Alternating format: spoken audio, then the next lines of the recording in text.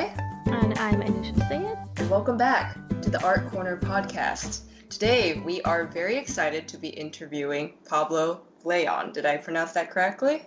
It's Leon, but close enough. Pablo Leon. Okay, got it. We're good. We're very excited to be interviewing you today, Pablo. And Hey! And we just want to know, how are you doing today? I am very good. Nothing is going on, and I am not angry about anything. That's what we like. So, Yeah. Pablo, we actually met up like a couple days ago. Yeah, we were at CTN. It was great. We were actually tabling across each other too. Yeah, that was a really nice coincidence. Yeah.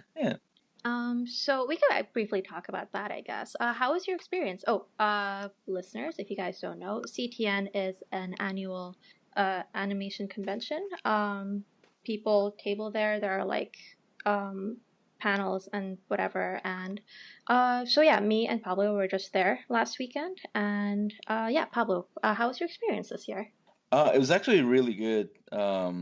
It's normally hit and miss, and it was also same this year as well. Like there was a lot of things that were like, this is kind of weird, because it's like like you mentioned, it's like a Comic-Con but geared towards animation. Mm-hmm. So it's just run really disorganized sometimes. but overall it went really good. I met a lot of really new and old friends, There's a lot of like really good up and coming designers that I was just blown away by their Kids today are way too talented for their own good. Yeah. Like I was not that good at their age. Just slow down, please. Yeah, like at 21, I was garbage. Like, I'm just like really, I'm proud of them though. I'm really like, man, you guys are doing it right. So. Are like conventions like a regular thing for you, or is CTN like the only one that you do?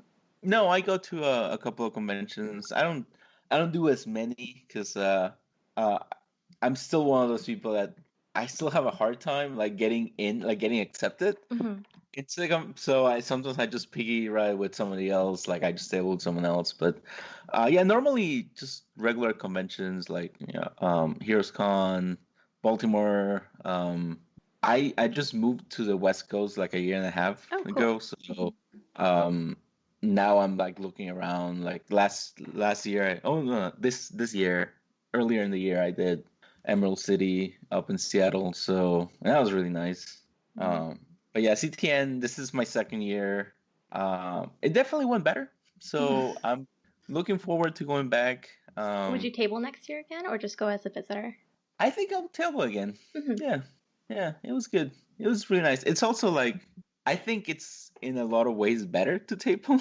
Oh yeah, I feel that as well. It's because it's like all of your stuff is out there for everyone to see, so you don't have to like go up to people awkwardly with your portfolio, like, can you take a look at this, please? But like instead, like these recruiters or whatever coming around, they're like, oh, your stuff is already out. I really like this. Yeah, it's like the job's already done. They just have to like talk to you. Yeah. Also, those lines are. Oh yeah, go on. Sorry. Oh no, sorry. I was just saying those like portfolio waiting lines are very long. So it's like a half a day just wasted in line. So yeah, that's one of the things I don't like about CTN. It's just way too crowded for its small space now, and like a lot of people go in expecting for like great portfolio reviews and like maybe finding a job, but it's not really a job fair anymore. It's more of just like getting maybe good feedback. Yeah. I don't know. Did you do like any reviews this year? I did. I did portfolio reviews for background design at the through CTN, like for 2 hours. I signed up and did that. That was really good, but it's like you said, it's rushed, and there's like this giant line, and you can't really spend a lot of time with someone, like giving them like a more thorough feedback. So I usually just told people, hey, come over to my table later, just we can talk. So but yeah, I did some of that, and that's where I mentioned like there's a lot of like really really great people out there, really good students that I mean they're ready. They just need to like get the offer. It's done. So yeah. What was like the biggest or like most common piece of advice that you gave those kids coming up to you? Uh, focusing on a specific thing. Like if you want to do a character design, you want to be a character designer, just make character designs, make a lot of them, and just put that. If you want to be a background or visual, sorry, background or layout designer, just make a lot of those. So, because I mean, it's not to say that it's a bad thing to have both. It's just a lot of studios, they rather have you do a job, just one job. Right. And so, if you're looking for background design, why do you have like 10 pages of characters? And this just kind of like boggles the entire thing down. So that was my main thing. Yeah. So in that case, it would be better to have like two separate portfolios. Like if, for example, if you're good at doing both, like you should have like one dedicated to like only character designs and like another dedicated to like all your layout stuff. Yeah, definitely. Like I remember like a few years back, there was I don't remember who the designer was, but he said, you can't do both. You have to pick one or the other. And the first time he said, I was like, I don't really agree with you, and you know what, stop. But as I've grown older, I still don't quite agree with him.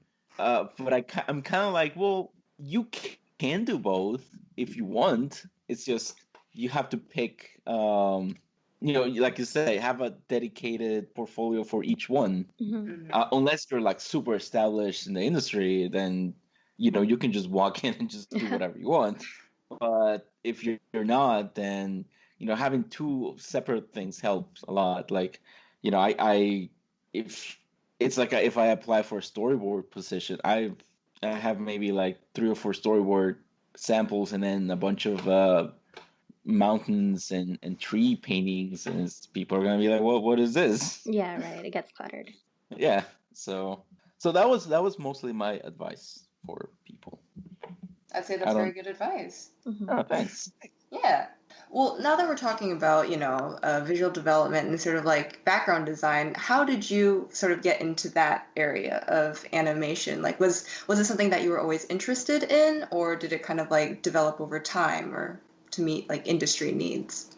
It developed over time. I used to work in DC, and I was working for a company that was doing like e-learning stuff. So we were creating a course, and another designer ended up with the character designs, and I was really pissed about that at the time. I was like, "How dare you? I'm right here. That's mine." Yeah. So I got thrown into like designing all the backgrounds, and I was so petty about it that I was like, okay, well, I'm gonna do an effing great job at this. And at the time, you know what? It wasn't good. Now that I look back at it, they're not good. But they did, like, I enjoyed doing it enough where I started like looking into taking more classes about it, and eventually like looking up, practicing, and yeah, that's pretty much how I got into it. That's really cool. Me and Vicki are like both primarily character artists, and like me personally, like I can't do backgrounds, and like people who prefer drawing backgrounds to characters, they're wizards. Like I don't get them. Yes, Anoosha dragged me. Yes. I'm sorry. But like, okay, so what is it about environment design that attracted you to it? Like more so than character design? Well, I'm just first I just want to say that you also are wizards to me, because I just tried drawing some characters over the weekend, and I'm just like, what is this? Where are the leaves and the trees and the rocks? I don't understand it. So like it's you know what? It's a cycle, because like character designers are like, oh, I don't draw enough backgrounds, and background designers are like, oh, I don't draw enough characters, and it's just like this endless thing, and And we're then you've got never those gonna get. unicorns out there who can do both, and it's like, no, just get out of here. We don't need you. So what was the question? Sorry. What do you like about environment design? I enjoy the world building. That's pretty much my whole thing. Like I enjoy creating different worlds, different scenarios. I feel like I have more freedom to explore and experiment. That's really interesting. And fail than with a character. It's not to say that, because characters are the primary focus after all. We're secondary, but there's still like a lot to explore.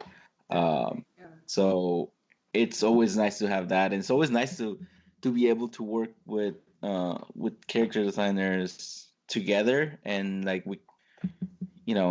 if we're working in a studio, like making like a good layout that blends correctly, and also like Okay. makes it all look like well put, I guess. Like right. So it all seems like within the same universe, I guess. Yes. Yeah. Okay. Yeah. Are there any worlds that you've been working on recently or have worked on that you've been really proud of or that you've really enjoyed sort of exploring? Yeah, let me see. I know we worked on, Danger and Eggs. But I think there's a couple of things here and there where I was like, oh, now that I look back, I'm like, I would have done that differently. But I thought that was a great world building situation, because it was just, everything was just a giant park. But instead of like so once in a while we will leave the park for a little bit, but everything was either like in the park, below the park, like underground. So that was a really nice situation where we had to we could just build like layered on top of this established thing. Yeah. When you are a character designer, then like a lot of the times when you change between shows, you have to adjust your style. That's usually a big thing of it. Yeah. So with background design, since it's like you said, it's like more secondary. Do you ever have issues where you have to like change the style of the show? Like, do you enjoy changing your style around for that? Yeah, it's very similar too. Like, although because of the nature of how at least for TV animation, it's been like over the past few years, there's been this flat graphic style. And now I understand a lot of shows are moving away from it, but it's still a very like predominant style. So that's what I've been doing a lot, at least for the past few years. And but in general, I definitely love different styles. It is a little difficult because, like I said, this whole flat style thing, it's been something that I've been doing for a while. So sometimes it takes it takes a couple hours, a couple of days to like get into a different style. But in general, it's great. And I mean, that's what everyone should strive to go for. I mean, having a style is great, but for work, like most of the time, you're probably not the one setting the style. So you should be versatile. Yeah. Be able to adapt. Would you prefer like your ideal scenario? Would you want to work on a show that has they would want you to like the background designs would be like your already style, or it'd be to be something completely different and it would be more of a challenge and for you to like change it up? Yeah, ideally it would be great if I could just like do my own thing. To be completely honest. Yeah, like I don't have to work too hard, but I think at some point it would just get a little boring, maybe. So I mostly just prefer working with somebody else's style or a set style that's different. And yeah, it's nothing that. It's not that I'm trying to be like, I don't know. Just I'm trying to build a different look for everything. So, it's I think it's more fun. Mm-hmm. Right, That, yeah, that's pretty much it. Like, I think it's just more fun to have to play around with different other people's styles, and you can add like a little bit of your own until they tell you to stop. Mm-hmm. But that's been my situation on that. I do know that there was this designer that mentioned that a lot of people have like a very similar style, and those people tend to have like more chances to get in to work. Mm-hmm. Because we all, in a sense, we're all kind of just basing it off each other's work. So, and the people that have a more distinctive style, they tend to struggle a little more to find work. So, Interesting. but eventually these people find their way in, and they're usually the ones that set the trending styles. So on that note, I I definitely would I definitely like working with the very widely different looks. Mm-hmm. Even for my own work, I don't stick to one thing. I'm always trying to like experiment and make it a little different. But at the end of the day, I also want to work. So, and I also need to pay rent. Right. So, Yeah, preach. yeah, so it's one of those things where you have to compromise. And yeah, I know that wasn't even a question. Sorry. No, you're fine. You're fine. But you hear that, everyone? Pablo can do it all. He is the Impressive. wizard, the master of it all. Yes. That's so trippy what you were saying about how, like, depending on like the type of style that you have, you can sort of enter the industry in different types of ways. Like you're either you're the trendsetter, right? Or you Yeah. kind of like just create the worlds that other people have set for you. That's like, oh my god, I don't know why that's like tripping me out so much, but okay, so we've talked a lot about your experience with working in the animation industry, and I kind of want to now sort of dive into your own personal motivations for making artwork. And on Twitter, you talk a lot about politics, right? And it seems to be something. Just the word politics is We're like getting sets political people. here. Yeah, but I mean, it does seem to be something that is very prominent in your life, and which is why you talk about it. Yeah. So we're curious to know, like, what is your cultural background, right? Because we know that you tend to focus a lot on Latinx culture, whether it's food, characters, or issues. And can you just tell us more about that and how it feeds into your work? Yeah. First off, if anyone follows you on Twitter, I am so sorry. Because you're right. Apology. Yeah, I mean, you're right. I do, mention a lot of politics, and I know that it's like tiresome and exhausting, and it's been a very exhausting year about it, but it's almost unavoidable, especially like if you live in the US. It's a mess. So it is. It's a trash can on fire. yeah. Yeah, it's not a lie. Yeah. I'm from Guatemala, and it's a tiny Central American country right below Mexico. So, yeah. But most people just refer to us as Mexicans. It's fine. It's fine. But it's not accurate. It's not fine. Yeah. Right. No. No. And when I was growing, I grew up for a little bit over there, and eventually my parents like dragged me to the US, and I didn't like how, like, this was back in like the late 90s, early 2000s. There was a lot of things were changing, of course, for the better, but there was still a lot more prejudice and a lot more racism, and I didn't like the way that people treated my parents, people treated like other Latin American people. So I did the most teenager thing I could think of, and I tried to like hide it. I tried to just not be I think to a point I felt a little shame And I tried to just like blend it with other groups, and it was terrible. I didn't do it right, and eventually, as I growing up, I was like, you know what? I need to be proud of who I am. Yeah. Yeah, it was no, it was like it sucks, It sucks to admit it, but that's what I did. But a couple of years later, I was like, no, this is not right.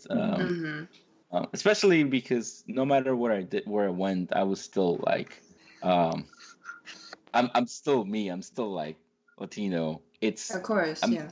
yeah. I can't run away from it. So, but yeah, as I kept growing up, I kept seeing more like I kept seeing like a lot of good things happening to us, and and on the other side, it's just a wave of really terrible decisions and things against us. So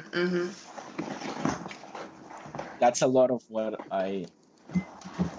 for a while I thought, well, what can I do? I just draw, you know. Yeah. But I found that I don't just draw. I can put a message. I can tell people. I can tell stories. People's stories that need to be told. Important messages, cultural messages. So I do struggle with this part because once in a while I do wake up and I'm like, what am I doing? I'm just drawing like rocks and trees, but other days I'm like, no, this is important. We need to, pass the message, show people who we are, that we're not, bad people. We're just like you and me, just Absolutely. yeah. So that's where I am, and I know I there are times where I've gotten like aggressively too political about including in my work, but so that's something that I'm still working and by all means, if anyone's listening to this, like you can tell me, hey, or just an honest opinion if I'm doing it right, if I'm tarnishing anyone's names, I don't know. It's so interesting. Like you brought up a lot of different things, talking about being first generation, right, in America. And I think Anoosha and I have similar experiences being children of immigrant parents, right? Anoosha? Oh yeah. Yeah, you can yeah, speak listeners, to in case you don't know, like none of us are white, and we're pretty vocal about it. Oh my god. Did we like break anybody's bubble? Like what the fuck? Yeah. Hey man, you sound white. No, that's never a compliment. But No. yeah, we can definitely and many others we're sure relate to the experience of one wanting to like hide yourself, right? Feeling that shame. But then now you're sort of sorry. Yeah, sorry. No, I really resonated like when you mentioned that like how you kind of pushed away your culture when you were a teenager, because that is definitely what I did as a teenager. And for most of my young years, like say hello to my green contact lenses and like dyeing my hair really light and like telling people, hey guys, call me Anna, like I'm so white. But like I've learned I've grown as a person. I know much better now, and like I've discovered that I really like my culture, my heritage, and like you, Pablo, it's really important to like use our like internet fame or like whatever like social media standing to like be vocal about it and spread awareness. Because like if we don't do it, like who else is gonna? Yeah, exactly. Like, and it's also like like you said, like now a lot of the work that I do, like I take inspiration from a lot of Latin American artists now. So that's kind of what's defining my work currently. So basically, I just went, from going from no, I don't want this. I don't know who you are. Show me the way to the hot topic. To I went back to them. So whether I think that's a good thing. I don't know. Maybe. Yeah. I mean, like, it definitely seems to just be this kind of journey that, that people go through, and naturally, as you get older, you sort of naturally develop a deeper appreciation for who you are, because you're, like, trying to discover more about who you are, essentially, and, like, what different parts of that you're made up of. And so we're talking about your work, and you have a webcomic that you do, right? Refugees Yes. comic. Could you tell us a little bit more about your online comic? Oh, yeah. It's called Refugees. And a few years back, a friend of mine approached me, and well, actually, it was the other way around. I approached her. I was like, "Hey, I have this idea, and I think it's something that I want to explore." And at the time, it was something widely different. And then she was like, "Well, I can help you, but I also have this better idea." And it basically was around the time this happened, there was a big there was this issue happening at the border where there were a lot of like unaccompanied kids showing up. It was massive. Like it was a lot of kids just by themselves showing up there. So we started writing about that, and we did a little research. We found a lot of people that were willing to talk to us about their experience and why they did it, how it went, what's going on now with your life, and it's such a small menial thing to them, but like I personally, like, I never crossed the border. Right. So I've had it easy, completely easy. So we talked to them and we're like, yeah, we want to put your stories out there, with your permission, of course. Completely anonymous if you don't want to. And that's where Refugees was born.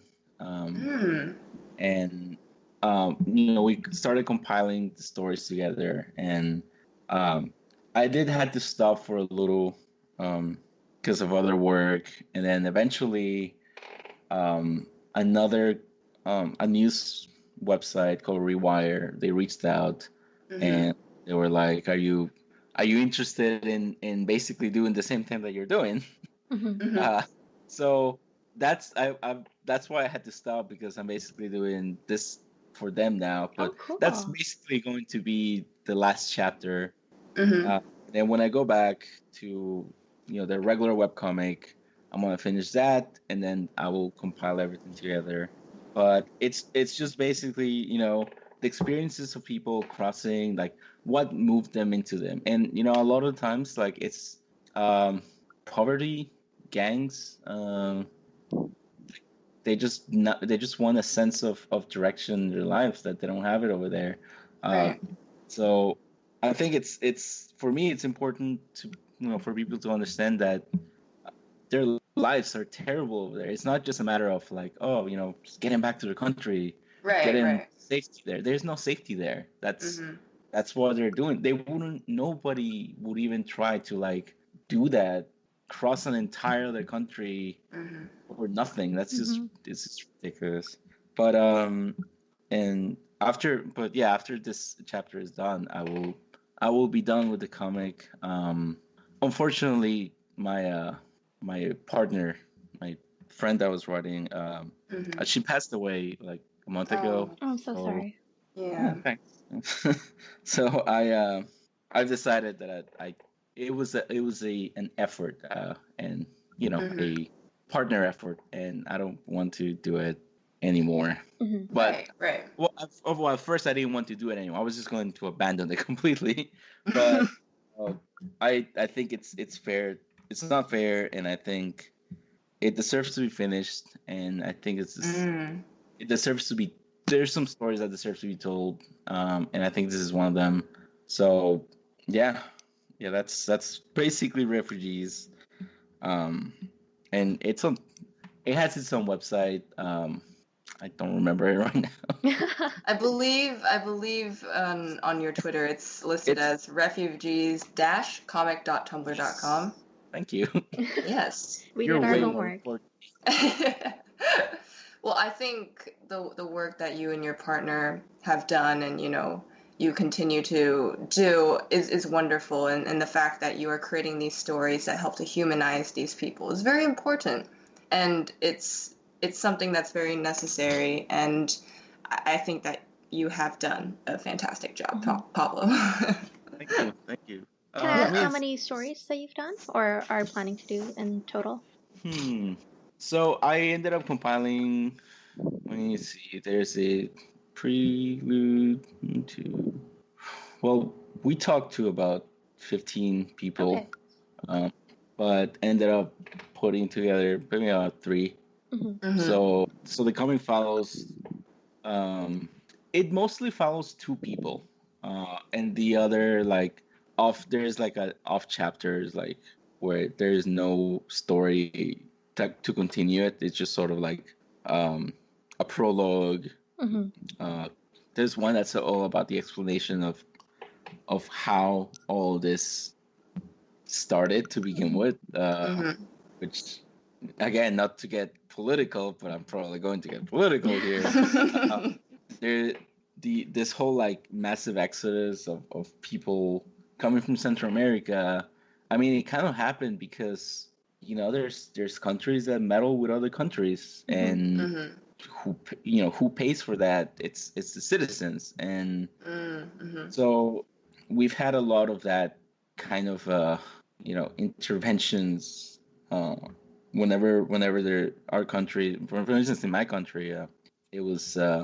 I'm trying to say this without like sounding too un-American. I'm sorry. Right. It's always sort of like a balancing act. Yeah. Yeah. Okay, so in my country, for instance, we had like a massive civil war. I grew up at the very end of it, at the very end tail of it. So Yeah. I missed all the horrible shit there, and but I caught enough of it to be like, this is not right, and a lot of that whole situation was born out of like a major country meddling with us, meddling with our system, and that created like an amount of refugees, people just needing to leave the country for either reason, like maybe they were persecuted, or they had nothing left after it was done. So, and that's just my country. There's Salvador and Nicaragua. They had the same situations. Not to mention, and then you keep going down the line. It's the same similar stories. So Right. That's why I've always had a problem with people saying you got to go back to your country. You go over there and fix your country. And it's like you can't. It's not like you broke a Lego. So yeah, that's what refugees is for me, at least. Yes. So I will continue it until it's done soonish. But yeah, like I encourage people, if they want to like check it out, read it, and if you have questions, just get back to me. If you have comments or if you hated it, I'm always open to listen to that too. Definitely. Yeah, it's all about creating conversation, right? Just to get people to know that this is a thing that's happening, because I feel like I can say for certain that many people are not aware of what has happened in the past, and maybe they create opinions based on their lack of knowledge, and it creates a lot of trouble for everybody involved. So the more that people can learn about these things, and Pablo has beautiful artwork, and you can learn about it through this way. It's very accessible, so might as well. Yeah, we'll definitely include like a link to the comic and any other like links to your work on our Twitter, or one day we'll have like a website up one of these days. Once we stop being so lazy. We are here to support you, Pablo. Yes. No, thanks. You're supporting me already. I'm talking here. Right. Okay, so let's backtrack a little bit. Alrighty. What is your art background? Like, why are you here? Like, what? What is the road? Who are you? Who are you? How'd you get into this? Who gave you this nick, Mike? We should have done this at like the very beginning, but somehow we're doing this towards the end. But whatever. That's okay. Sorry. We're Yeah, sorry. I feel like I hijacked a lot of this. I'm really sorry about that. We're switching things up. You're good. It's all good. Yeah. So tell us. Yes. My art background, right? Yes, and like including like what got you interested in becoming an artist? Like maybe your art school background, all of the good stuff. Oh, okay. So I went to like I was in one of those magnet high school art classes. They have them all over the country here. They're like, what is it, like one step above regular art classes or something like that. So that was, you know what? Let me step back a little. So when I was in high school, my parents worked a lot, so they didn't have time to like look after me and like tell me to. They would just tell me don't get in trouble, and I'd be like, yeah, whatever. I'm gonna do what I want. Yeah, so they made me go into like sports, and they signed me up for soccer, and I love soccer. I'm just terrible at it. So, and then I signed up for art, and I was like a little, yeah, it's a little better on that. And eventually, like, I got into this magnet program in the same school, and that was like more intense, and that's where I got most of my basics done. But I didn't go to college right away. I just sort of like I left high school and I just sort of like travel around lightly, and just lazing around. Just I don't know. I was living life, I guess, getting life experience. And eventually I around a few years after that I was just working in retail, and I just felt like I wasn't doing anything. And I signed up to go back to school. And I went to one of those like McDonald's of art schools. Is it the art institutes? Right. Yeah. So I went there originally for illustration. I wasn't really interested in animation. I mean, I like cartoons. I've always did.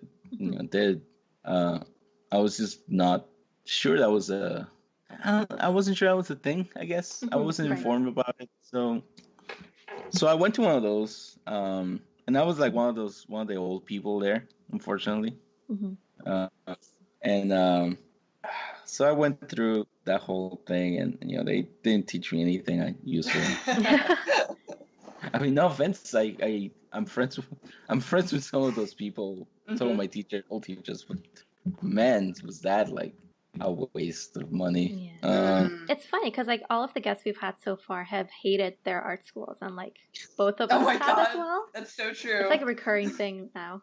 Yeah, it's it's so problematic because like a lot of places they tell you, oh, you don't need a degree, and it's true sometimes, but other places they don't even look at you if you don't have a degree on anything. So it was at the time when I was doing it, I just told myself I just need this paper. I don't need to do anything else. So and eventually, like towards the end of my last year, I attended CTN for the first time, and I just it was like I hit a wall. I was like, like I saw everyone was so talented. Like I saw what people were doing, and I looked at my portfolio, and I was like, this is trash. This is not good. This doesn't do it. There's nothing useful here. So, but like I was about to graduate. I was like a month before I was gonna graduate. So, I just went back home. Because of the area that I lived in, like it's easier to get like government jobs, contracts. So that's what I was doing for a while. But and then eventually I got petty and I did some backgrounds. And then, and then the rest is history. I managed to get a job at Bento Box in Atlanta. So let me tell you guys about this Atlanta animation industry. Yes. I'm just gonna say it right away. It's terrible.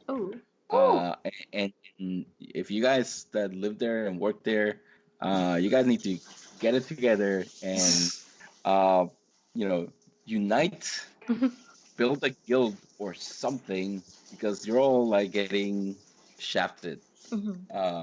Anyway, yeah, I was working there at the time, and the branch of this that studio was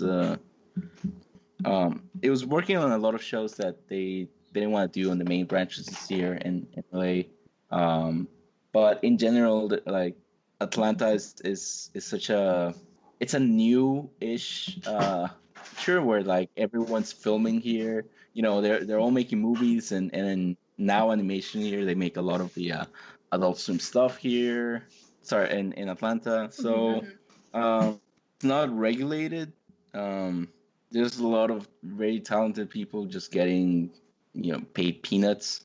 So yeah, so eventually that ended, and I was lucky enough to find another job another production where I was able to jump over to Los Angeles. And it's not to say that Los Angeles is the end of all things, because clearly there's other major cities that have this like industry. It's just I think to a point designers are treated a little better here. So yeah, I didn't come straight from high school to college to animation. I sort of like had to travel around. Yeah. So yeah. But that's kind of like one of the biggest things that we stress about in this podcast is that like everyone's animation journey is different, and there's no like one way to reach the end point. Yeah. But like, yeah, it's really cool like hearing your journey and how like it kind of it went like in all different directions, and then you ended up here, and like maybe in the future you'll be somewhere else. But that's really cool. I feel like Europe is doing a lot of great stuff. So same thing in Canada. So I'm always like looking for more interesting places to be. Yeah. It sucks about Atlanta. Like I hate that like the animation industry in the US is like so rooted in LA that like it makes it hard for everyone else because like not everyone can like go there. So yeah, I was hoping that like more studios and like industries would pop up around the country in New York or like Atlanta, like I've just found out right now. But they're so small, and I guess it's not that great there. That really sucks. I mean, I'm sure there's a lot of people, people that are happy there. Right, of course. I mean, living in Atlanta is very cheap. And there is a lot of great stuff to do in the city. Yeah. It's just like in my opinion, at least, I just felt that there was a lot of like underappreciation. There's not enough projects to go around, and there's a lot of people there. And there's only like a couple studios, like major studios there, and so everyone wants to be there.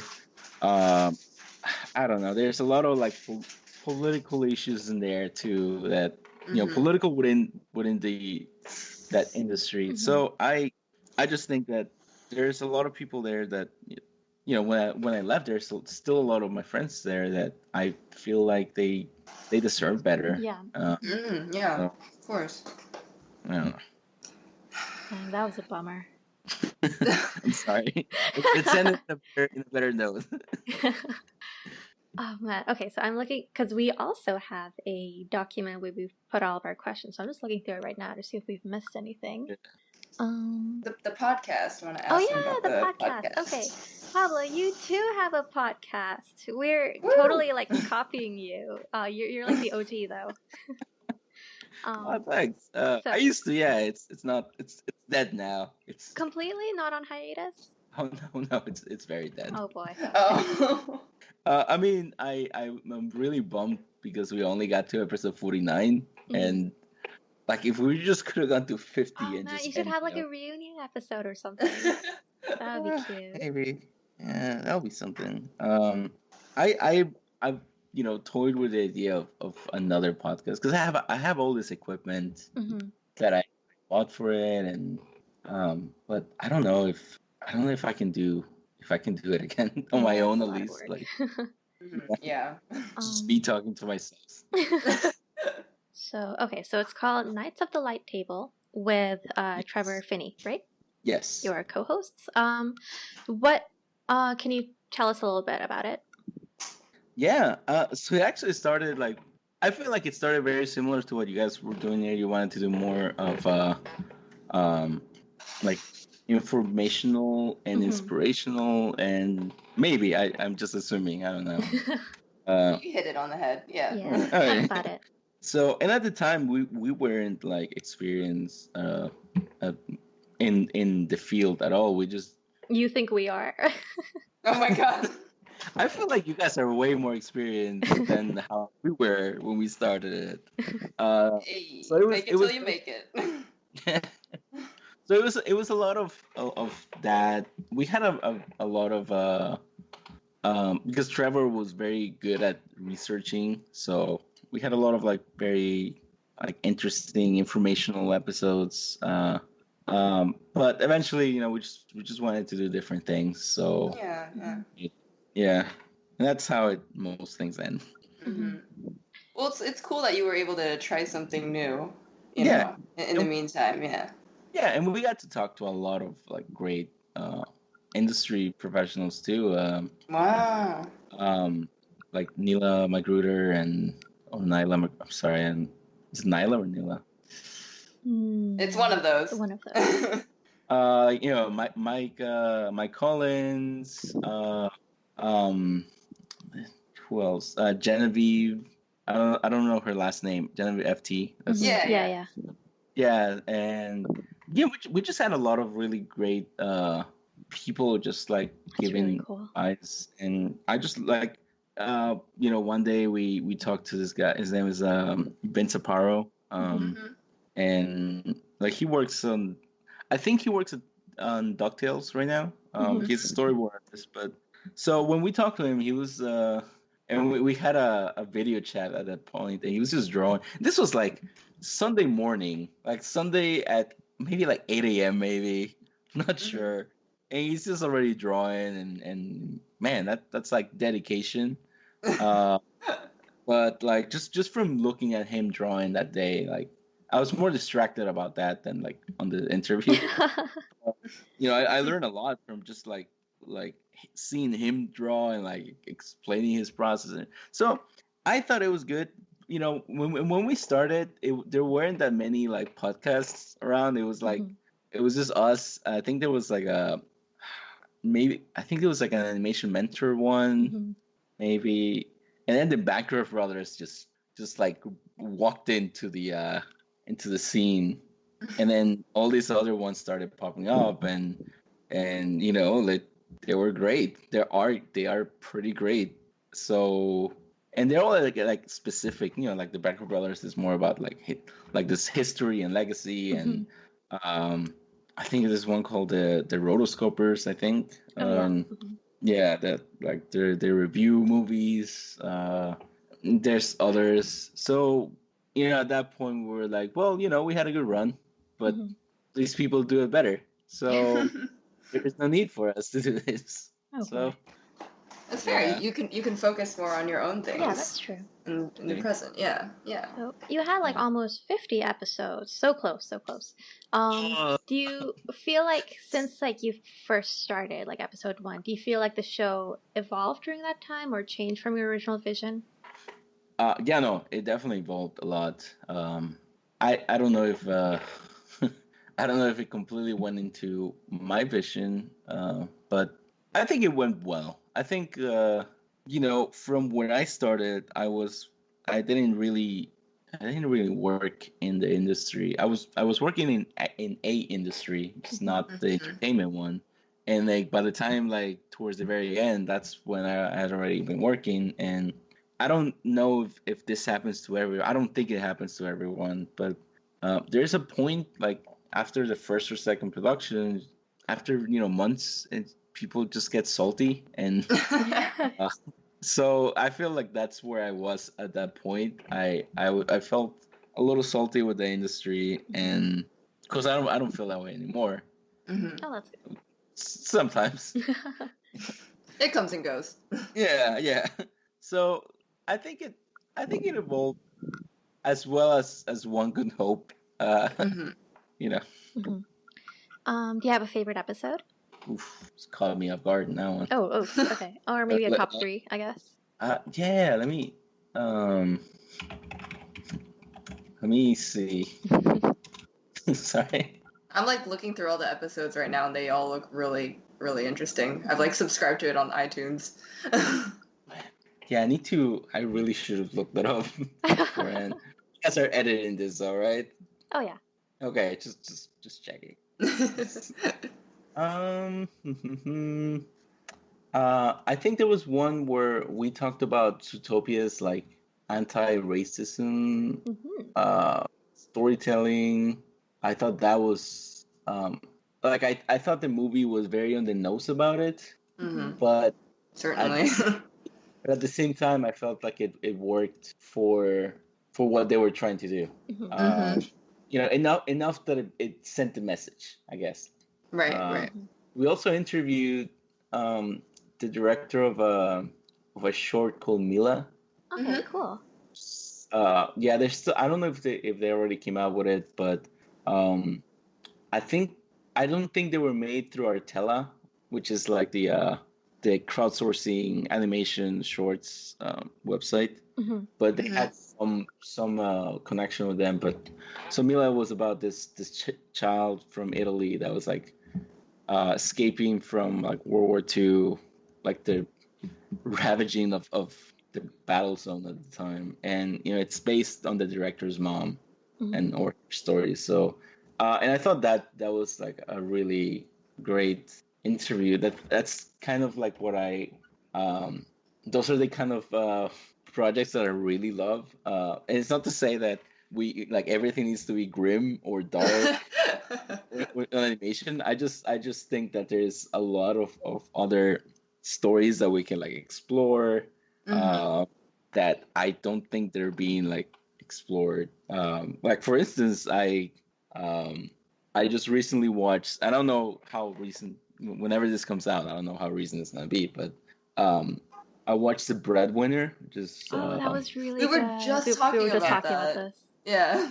And it was such a powerful movie. I was just crying towards the end. Like usually I don't cry at movies. Lately though, I've been like everything just makes me cry. I've been noticing that too. Just getting older and like being more empathetic. Like, no, I didn't ask for this. Yeah, right. like with Coco, for instance. Yeah, like I was crying at. I was doing so well, like until like those last like 10 minutes of it. It's just like destroyed. But with Breadwinner was a different kind of destroyed. I was more like sad, and I don't know. There was a lot of like weird emotions going on. So, you know, I go from that and I go to Coco, and then suddenly we have this other like all these other studios are making the same things, like, you know, talking animals movies. You know, these quirky vacation stories, which again, like nothing wrong with those. It's fine. It's just like everyone's doing the same thing. They're not actively searching for other topics or other themes. So so that was Mila basically for me. I was like super into that. And the last episode I thought was great was completely derailing what we were saying. I got a few beers and I started watching Space Jam, and then we as you do. Yeah, so those are my top 3 episodes. It's always a good time. I think we had a great time in general. I wish like again, like, you know, like you said, I wish we could have hit 50, but I think for what we were doing, you know, we weren't professionals at the time. So I think you guys are doing an excellent job, way better than thank you. Like, yeah, like thank we you. We stumbled into this. You guys are just like running with it. So, dude, that's so funny because like Anoosha and I will like talk about it. We'll be like, "What are we doing?" Like, it's like, "Do you know what we're doing, Anoosha?" Kind of. Idea. It's like, all right. I know. Yeah, we had so many episodes where it's like, oh, we're back. And then next one is like, oh, we're back again. Yeah. After a few months, hello. Yeah, and then It's the really last one funny. is like, oh man, not even 49, 48. We did Oh 48.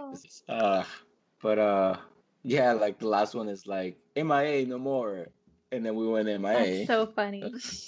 That's like me, like having a diary when I was a little kid, and it's just like, Oh my "Hi, God. diary. Like, great to see you again. Sorry, I haven't written in so long." And that's just like every page. Dude, I did the exact same thing. It's like, I promise to write in you every day. And it's like 3 months later, hey, They so haven't. back. Okay, but back to the interview. We have one more question. Mhm. So? Yes. One Do you wanna Yes. do this one? Yeah. So we are curious to know if you have any sort of hobbies or any sort of like side interests that you use to unwind from working on art or anything like that. Yeah, actually, believe it Yeah? or not, I do. Yeah. Tell us Yeah. about it. Oh man, nobody ever asked me this. Ooh. Yeah, let's hear it. Like, I really like cooking. Oh, Like, cool. like I got super into it, especially this past year. Mhm. And I feel like I'm not great at it, but I just like it.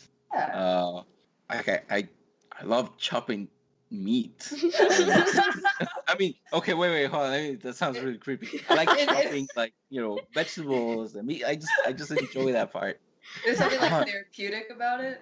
Yeah, and just making stuff, making different stuff, and sometimes it doesn't work out well, but it's eatable, it's edible, it's Yeah.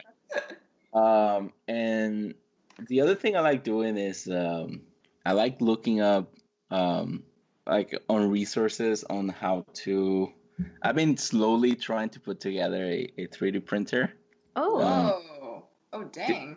But I don't know how to print anything. So it's just one of those weird things where I'm like, oh, I really want to do this. And then the reason I wanted to do it was because there's a website where you can sign up and you can help out with like 3D printing prosthetics for kids in like your area. Whoa. Yeah. So I've been looking at it and I'm starting like slowly into it. Mhm. Unfortunately, I haven't been actively on that, but Mhm. but yeah, cooking, yeah. Do you have a signature dish? Yay. The Pablo special of the day. No, it's probably not that great. I don't know. Fried cauliflower um with ground beef and rice. That sounds Yeah, pretty yeah. good. Okay. But I make the rice with like raisins and cinnamon. Oh, that Oh, sounds snap. nice. That sounds delicious. The sweet-ish flavor of the rice Mhm. really contrasting with like the other stuff, but Mhm. it's not bad. Like it out. I felt like I was like, this is okay. I can eat this again. Yeah. Is that like something that you discovered on your own, or did you like follow a recipe to get that? I followed a recipe with rice. Mhm. The other one uh I've been doing it. It was mostly through my girlfriend. Like she taught me how to make that one. Mhm. And then I just sort of that's kind of like my default thing. But Yeah. um yeah, I don't what else? So it is kind of like your signature in a way. But yeah, like I said, it's not super great, and I'm not a good cook. I just enjoy stepping away from like drawing from the computer and Mhm. just doing something else. And I know a lot of people are like their hobbies is just draw more, and which is absolutely fine. It's just Yeah. Like you need and to be able I to take breaks sometimes, or like yeah get all of that drawing stuff out of your system to like recharge, I guess. Mhm. yeah definitely. That's one thing that I've noticed too as I've been working more and like growing older is that I don't like I said it's nothing wrong if that's what your hobby is drawing Mhm. more. It's just that I need more. I need more in life. Yeah. Same thing with like speed drawing or speed painting. I used to do that a lot too, and then like I got really fast too. But Mhm. I just want to like take my time and do things slowly. So I just start working on a drawing, and then I'm like, okay, well, I can leave this, and I'm just gonna walk away, and I'll work on it like for a little bit in a few days, between a few days. So I, like I said, I don't know if that's something that happens after you just like get tired of everything. Or, I kind of feel like I've experienced a little bit of that too, where it's just like, oh, like I know people who can crank out several drawings in one day, and Yeah. like I'm definitely not that type of person anymore. Like I think I used to be able to do that very well, but nowadays it's just kind of like I do one, and I'm like, whoa, Yeah. all right, let's take a break from that one, go do something else. Yeah, but then like you shouldn't be drawing constantly anyway, because like there's already like such a strong mentality in the industry that you should be drawing all the time. But then like if you're drawing for work and drawing for fun, you're not leaving room for like living your life, and like that's when like your outside personal life is where you get a lot of your inspiration for when you're drawing. And That's true. if you don't have time for that, then like you will get art block more often, and like find that you're making really stale work, or which brings me back to, does cooking ever play a part in your artwork? Yeah, I've been drawing a lot of like dishes from Guatemala, like from my country. I don't cook them because I tried once and it was just so bad. but my grandmother used to do it, and then my mom now does it. So and she sends me a lot of pictures of it. And like at first I was like, stop sending me this. I can't even eat it. But now, yeah, I'm gonna use this. So, yeah, I think our food is like different. Kind of, I assume like you guys have like different dishes from your cultures that are just like wildly different than what you can have here in like America. So Totally, yeah. So I've been like really into that lately, like putting that out, being like, hey, this is so and so. This is how you eat it. This is how you pronounce it. Don't pronounce it differently. That's important, because like a lot of like our culture's food, when it does get to America, it gets kind of like watered down into like not like, if I go to like a Pakistani Indian restaurant, like that does not taste like what it's supposed to be. Like it has way too much cream in it. Maybe it has too much cheese in it. It's definitely like Americanized. And I want to be like, no, guys, don't eat that. It's not good. You don't know what you're talking about. Dude, Americans love cheese. I mean, like I'm not blaming them. Like cheese is delicious, but they will add cheese to anything and everything. Hey, no, it's true. You know what though? Like, my girlfriend bought this. I just saw it like yesterday. Like she has this pack of string cheese in the fridge, and I'm just like, this is a lot of cheese. Oh yeah, it's just straight up 100% cheese in that thing. Yeah. And it's like, okay, well, why do you need just? And it's nothing. It's just nothing but cheese. I don't understand. I don't understand. We had an entire like argument about this. She was pro string cheese. Yeah. Okay, I'm on her side though. I'm sorry. Oh dang. It's good. Okay. It's good. Like I would always take it to school in my lunchbox. Like you like peel it off into like little strings. It's good. It's good. Yeah, I've never had it, but it just seems like a lot of just like, can you just add it with something else, or just no, you just eat it. It's just cheese. It's kind of like mac and cheese. Like that's like it's a big thing here. It's not really. I don't know. Yeah, I feel like you guys are pro mac and cheese, right?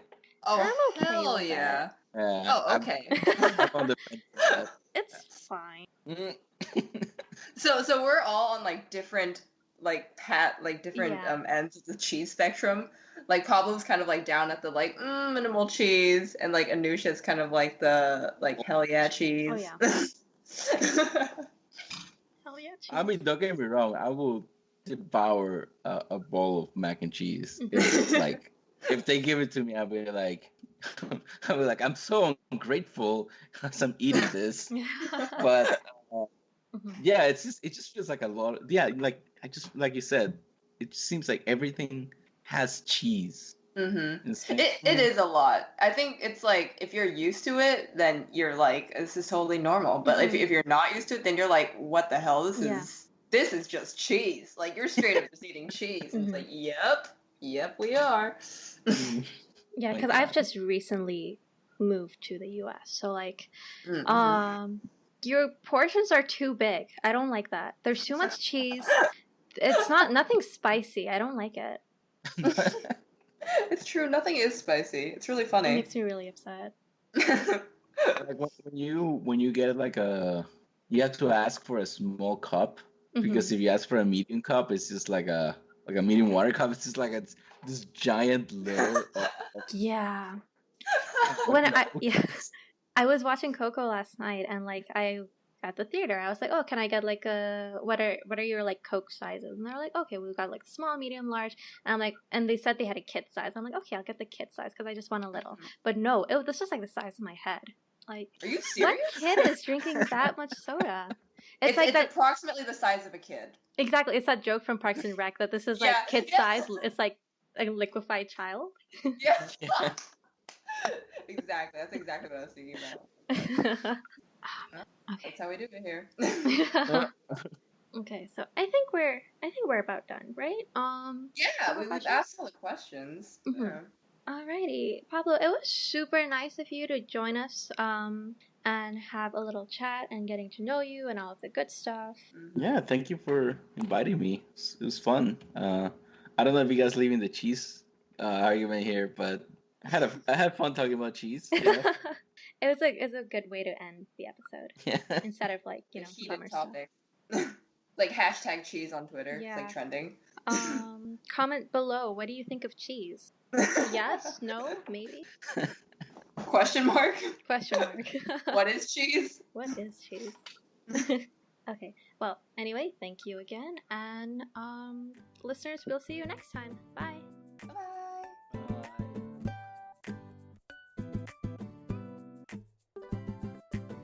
Thank you for listening to The Art Corner. You can follow us on Twitter and Instagram at The Art Corner Pod, or send us any questions or comments at theartcornerpodcast@gmail.com. You can also find all of our episodes on workbook.com/artcorner. Our theme music was made by the amazing Louis Zong, and you can follow him at EverydayLouis. You can also follow Anoosha on Twitter at Foxville_art and follow Vicki at Vicki Tsai. Please review and subscribe to our podcast. We'd greatly appreciate it. Thanks again, and see you next time.